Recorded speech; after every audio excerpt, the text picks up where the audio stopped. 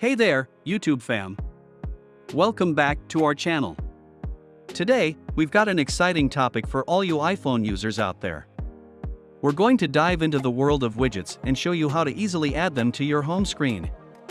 Widgets are a fantastic way to customize your iPhone experience and access important information at a glance. So, without further ado, let's get started.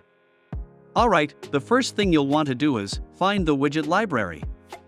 To do this, just long press anywhere on your home screen until the apps start jiggling. Now, tap the plus icon in the top left corner.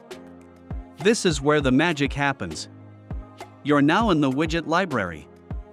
You can swipe down to browse through the available widgets. As you can see, there's a variety of sizes and functions to choose from. Take your time to explore and find the ones that suit your needs.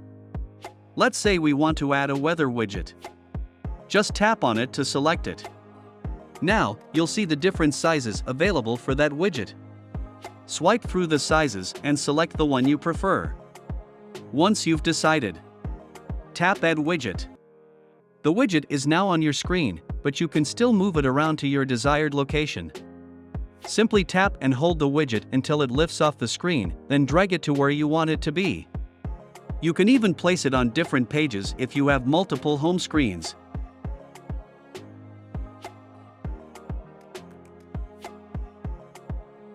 Now, let's talk about customization.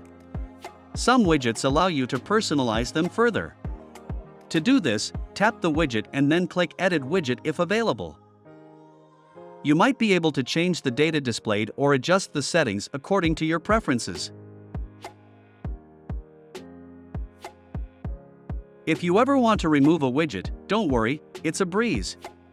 Just tap and hold the widget again until it lifts off. You'll notice a remove option on the widget.